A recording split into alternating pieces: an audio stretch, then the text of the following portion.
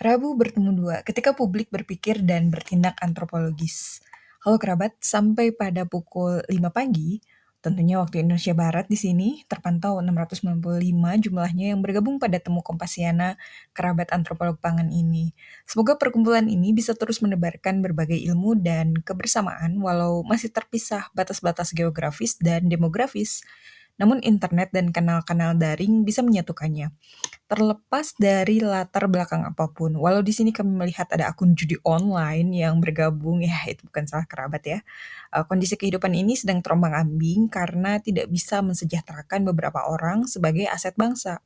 Dengan kerabat bergabung, semoga menjadi bahan refleksi bahwa ketika berpengaruh atau pengaruh sosial berdampak, dampaknya itu tidak baik bagi sesama, maka dampaknya bergelembung, termasuk di sini ada pelajar dan mahasiswa yang bergabung. Mereka sedang menelaah teladan-teladan dari setiap warga negara, baik citizen atau netizen.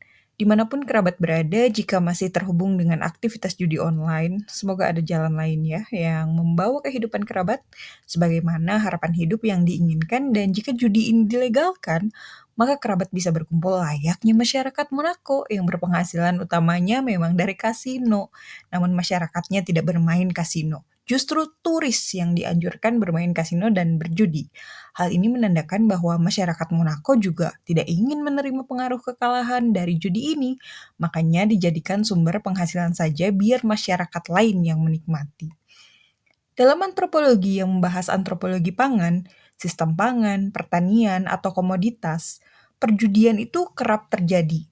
Nanti dibahas ya pada temu selanjutnya tentang kebobrokan para pemimpin negara dan sadisnya kebijakan pemerintah di negara-negara maju dan berkembang, yang tentunya memporak-porandakan harapan masyarakatnya hingga semuanya oleng, dan perjudian pun menjadi satu-satunya cara bertahan hidup. Studi ini bisa kerabat lacak lebih jauh pada tulisan antropolog yang selalu membahas judi-judi modern. Dari studinya Natasha Dow, profesor antropologi budaya dengan spesifikasinya antropologi media, budaya, dan komunikasi dari New York University. Dalam bukunya Addictions by Design, Machine Gambling in Las Vegas. Inti dari studinya tentang judi adalah perubahan perilaku pemain judi setelah beberapa kali kalah. Dan hal inilah yang merubah tabiat manusia hingga terperosok pada ekspektasi yang awalnya indah menjadi kelam. Kerabat semoga masih dalam keajegan karena walau bagaimanapun manusia itu masih ada sisi humanisnya yang akan membawa relasi ini berumur panjang. Seperti ceramah aja ya. Namun temu Kompasiana, kerabat antropolog pangan ini memang tidak boleh diskriminatif sekalipun ada orang-orang yang menyimpang menurut norma dan nilai yang berlaku. Bahkan orang-orang jahat yang berpengaruh menyebabkan tindakan kriminal. Justru disinilah ruang untuk saling menumbuhkan kembali kepedulian dan tidak memandang sebelah mata. Hal ini dalam antropologi itu disebut dengan relativitas budaya. Apa itu relativitas budaya? Relativitas budaya adalah suatu nilai, norma, dan aksi atau praktik suatu kelompok manusia atau kelompok masyarakat yang berbudaya namun punya segmen tersendiri yang tidak harus selalu sama dari standar yang berlaku, sekalipun diatur oleh pemerintah atau negara. Relativisme budaya menolak segala bentuk justifikasi, penghakiman moral yang memang semena-mena tanpa ditelusuri motif terdalam seseorang atau kelompok. Namun relativisme budaya mencoba ingin memahami perilaku dan norma yang terjadi dan juga muncul ya sehingga berpengaruh pada berbagai konteks, misalnya sosial, ekonomi, politik, budaya, dan kompleksitas yang ada. Relativisme budaya akan membawa seseorang itu untuk menumbuhkan empati pada perbedaan, namun tetap waras dalam menghadapi dan menyikapi penyimpangan, menghindari prasangka diskriminatif, dan lebih memilih menyerahkannya pada pihak berwenang sesuai kesepakatan bersama. Rabu bertemu dua, ketika publik berpikir dan bertindak antropologis. Hal ini sering dipertanyakan oleh kalangan akademis. Apakah publik atau bahkan orang awam bisa berpikir dan bertindak antropologis? Tentu bisa, dan hal ini sebetulnya sudah ada sejak antropologi belum tersedia. Kerabat bisa membaca kembali kisah-kisah para penjelajah. Yang rajin nulis itu Ibnu Batutah atau Muhammad bin Batutah. Jadi, beliau itu penjelajah dari Maroko yang selalu menulis catatan rihla. Rihla itu adalah catatan perjalanan yang menceritakan fenomenologi yang dilihatnya, bisa berisi catatan budaya setempat, interaksi agama dan sosial, bahkan pengetahuan baru. Publik itu siapa? Publik itu adalah masyarakat umum. Sudah begitu saja ya definisinya gitu. Jadi ketika membicarakan publik atau menyebutkan publik ya masyarakat umum. Tidak ada batasan harus masyarakat apa saja yang, ada kategorinya gitu. Ketika definisinya masyarakat umum, ya bayi berusia 2 jam dari waktu lahir juga masyarakat umum. Maka dari itu, jika kerabat menjumpai suatu acara, misalkan ya ada terbuka untuk publik, silahkan saja bergabung, tidak usah sungkan atau malah jadi rendah diri.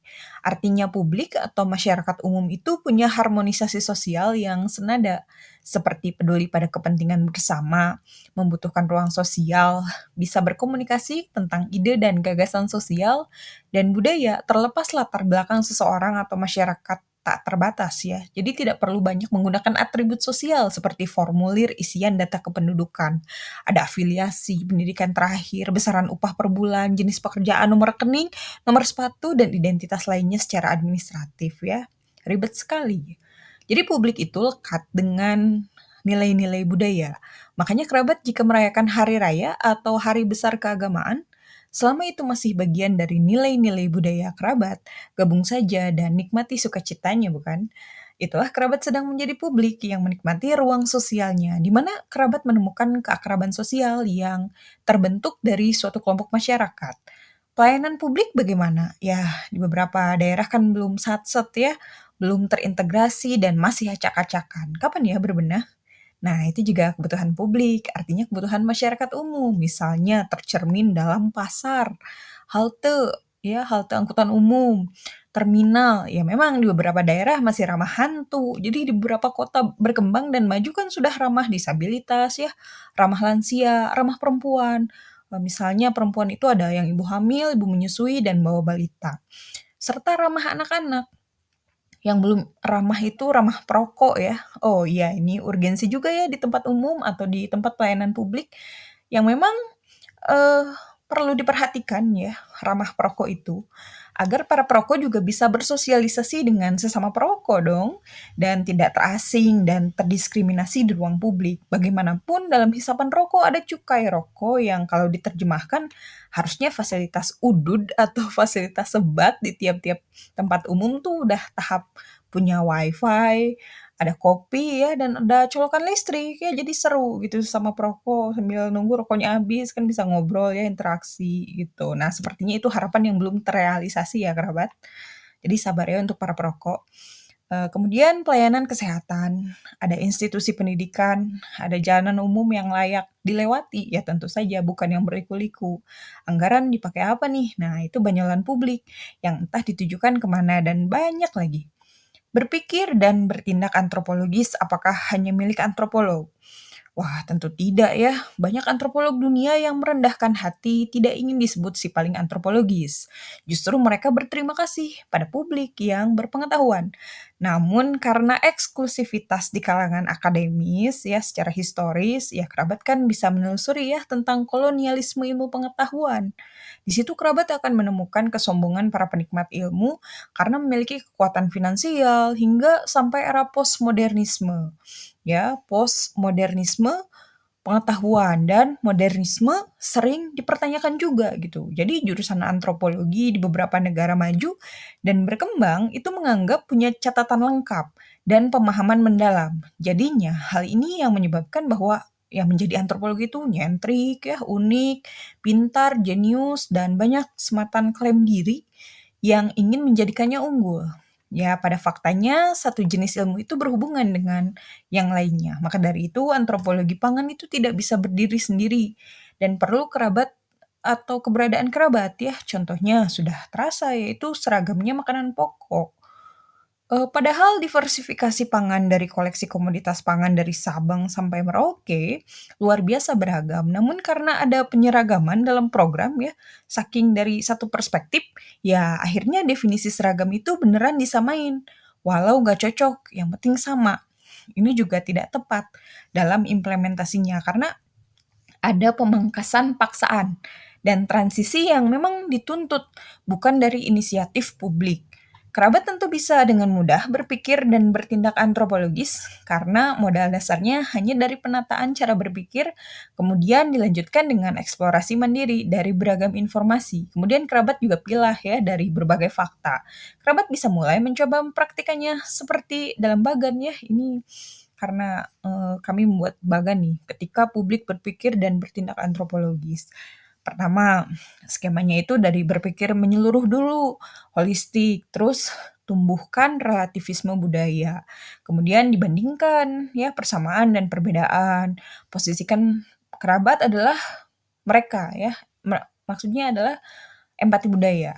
Kemudian gunakan keilmuan kerabat untuk analisis. Misalnya, keilmuan kerabat itu dari geografi ya, bisa itu dipakai analisis, dengan kejadian atau fenomena yang sedang terjadi atau yang sedang dihadapi ya. Kemudian pantau dinamikanya atau perubahannya. Selanjutnya ukur dari budaya diri sendiri, ya akhirnya harus mengungkapkan adanya etnosentrisme ya, atau mengeluarkan etnosentrisme itu nggak apa-apa, karena itu untuk mengukur kan, ini budaya diri sendiri tuh udah sampai mana ketika dibandingkan dengan budaya lain ya.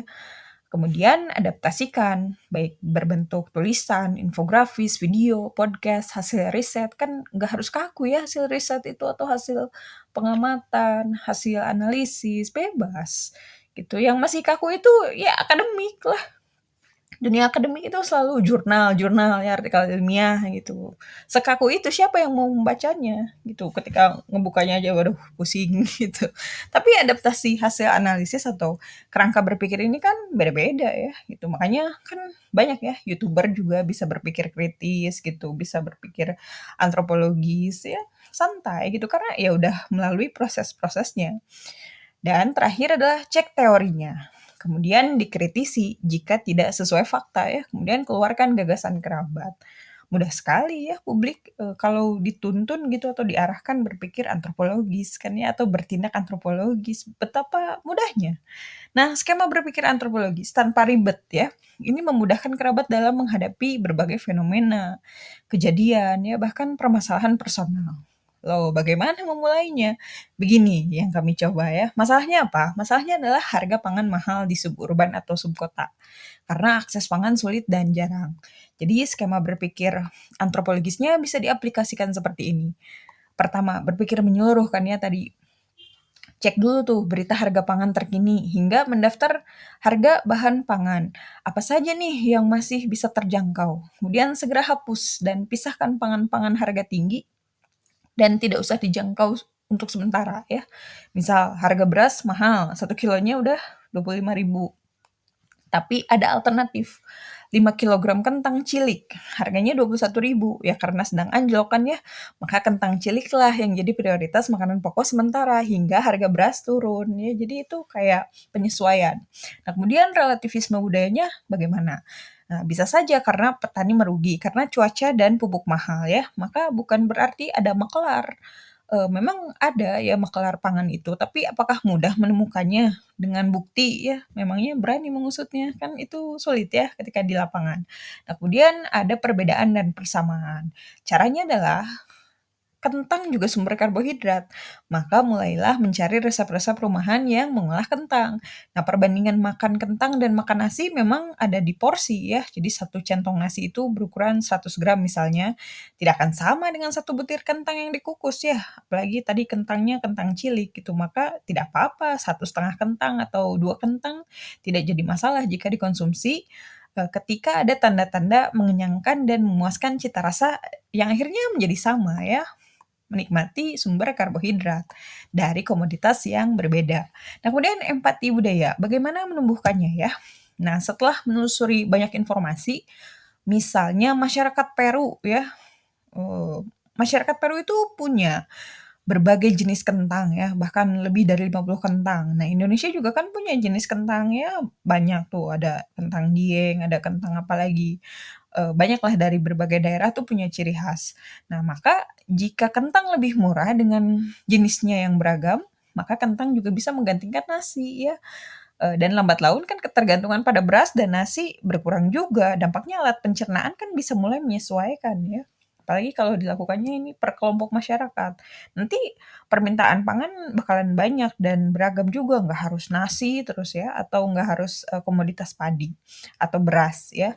Kemudian, keilmuan kerabat, misalnya tadi yang disebutkan adalah geografi ya, atau gizi, manajemen, keuangan, pertanian, teknik, bahkan teknik nuklir ya, dan banyak hal. Nah, itu tidak ada keilmuan yang salah, ya maksudnya salah alamat, yang ada adalah lowongan pekerjaan yang kuotanya sedikit ya dan dibatasi. Jadinya nggak usah mempermasalahkan lulusan fotografi tiba-tiba jadi punya kerjaan bikin roti kukus atau lulusan pendidikan malah berternak. Definisi ini akan merubah ya ketika kecerdasan publik itu giat mengevaluasi kebijakan yang ada. Yulah agar kedepannya kalau lulusan teknik mesin, ya emang teknisi mesin gitu, pengajar teknik mesin, praktisi permesinan, bukan sekadar mimpi atau janji-janji brosur pendidikan. Nah, kerabat juga harus bisa mulai menarasikan dengan keilmuan kerabat.